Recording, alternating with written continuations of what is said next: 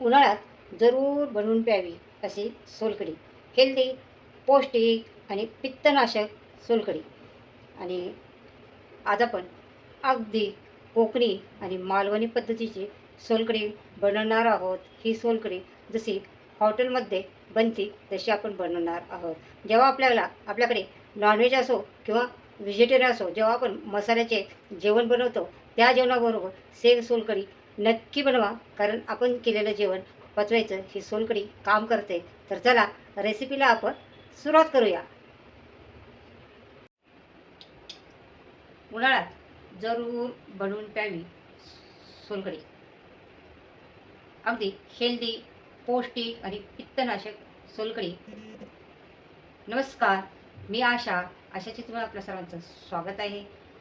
आज आपण बनवणार आहोत हेल्दी, पौष्टिक, पित्तनाशक मालवणी पद्धतीची थंडगार सोलकढी. कशी बनवणार आहोत ते पाहणार आहोत. चला तर मग बनवायला सुरुवात करूया. आज आपण नारळाचं दूध कसं काढायचं आहे आणि कोकमचा कोळ कसा बनवायचा आहे हे सगळं संपूर्ण सोलकढी कशी बनवायची ते आपण या व्हिडिओमध्ये पाहणार आहोत. तर चला, आत्ता मी हे 2 नारळ फोडून घेतलेले आहेत आणि हे बघा हे, आणि त्याच्यानंतर हे पिलरने याचं वरचं छिलकं काढून घेतलेलं आहे. हे पहा, अशा प्रकारे हे सगळं छिलकं मी काढून घेतलेलं आहे. हे छिलकेचं आपण चटणी पण बनवू शकतो, नंतर टाकून नाही द्यायचं. आणि अशा प्रकारे हे काढून घेतलेले. आता आपल्याला हे खिसून घ्यायचं आहे. आता हा नारळ तुम्ही खाऊन पण घेऊ शकता, पण मी खिसून घेणार आहे. हे बघा, अशा प्रकारे हे सगळं नारळ असा खिसून घ्यायचा आहे आणि ह्याचा खिस तयार करून घ्यायचा आहे आपल्याला अगोदर. आता मी थोडं खिसलं, पण मला असं वाटलं की खूप जास्त वेळ लागणार आहे, त्याच्यामुळं म्हटलं चला आपण पटकन करायचं आहे.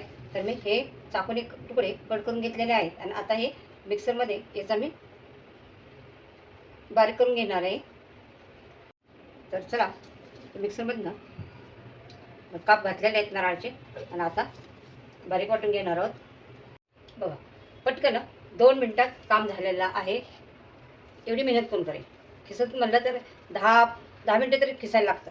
हे बघा, मस्त अगदी चव आपला तयार झालेला आहे.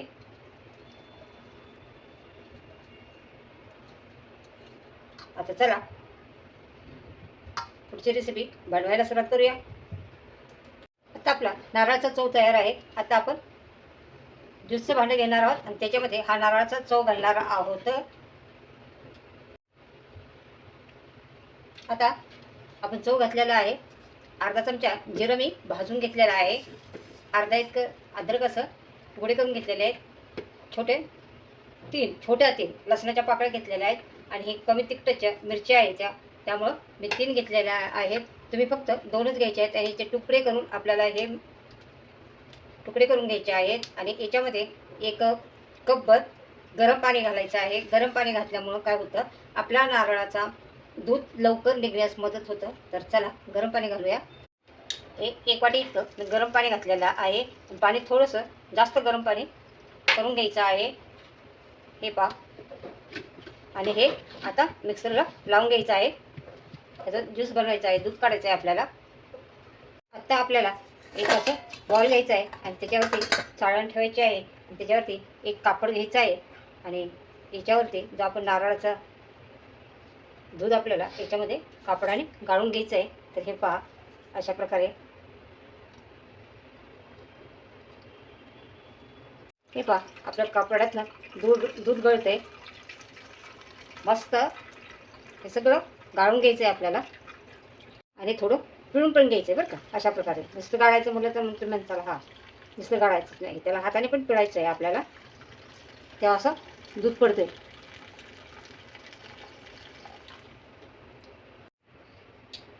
पुन्हा एकदा आपण याच्यामध्ये हा चव घालूया आणि त्याच्यानंतर पुन्हा एकदा थोडंसं गरम पाणी घालूया आणि 2 वेळा फक्त आपल्याला हा चव वाटून घ्यायचा आहे. खूप वेळा जर आपण हा चव वाटला मिक्सरमधनं तर आपलं सोलकढी खूप पातळ होईल. आपल्याला पातळ नाही करायची. तर मस्त दूध निघालेलं आहे आपलं. पहिल्याच ह्याच्यात असं चांगलं घट्ट दूध बघा आपलं तयार झालेलं आहे. हे पहा. तर याच्यामध्ये पुन्हा एकदा थोडंसं गरम पाणी घालून घेणार आहे. हे पहा आपलं नारळाचं अगदी दाटसर दूध तयार झालेलं आहे. हे मी 2 नारळ घेतलेले आहेत आणि हे नारळ 2 नारळ दोन्ही पण नारळ मोठे होते. मस्त दूध तयार झालेलं आहे. आता आपल्याला मी एक 10 ते 12 आमसूलच्या पाकळ्या ह्या अगोदर भिजू घातल्या होत्या.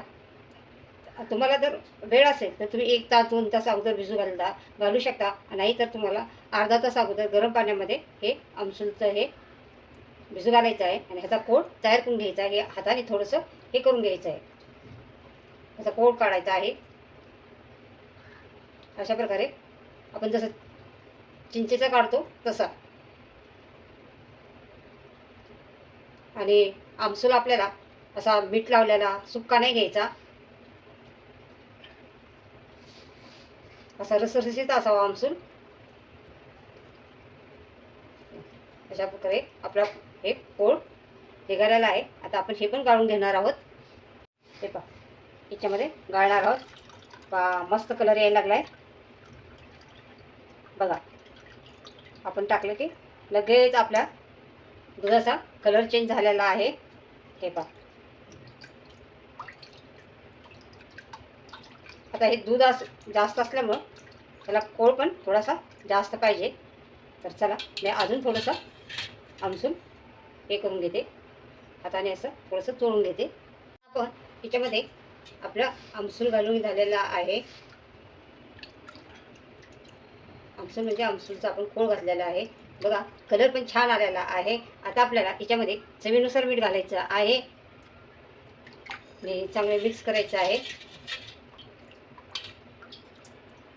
आणि हलकीशी साखर टाकायची. हलकीशी तुम्हाला आवडत असेल तर टाका, नसेल आवडत तर नका टाकू. मी थोडीशी टाकणार आहे. एवढीशी साखर घालून टाकणार आहे आणि हे आपल्याला मिक्स करायचं आहे. आता आपल्याला याच्यामध्ये थोडीशी कोथिंबीर घालायची आहे. हे बघा बारीक करून. आणि हे सगळं चांगलं मिक्स करून बघायचं आहे. मीठ वगैरे साखर चांगली विरघळून घ्यायची आहे.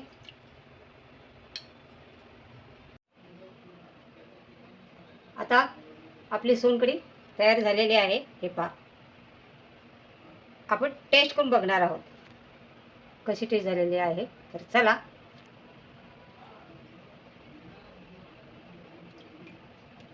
मी टेस्ट करून बघते.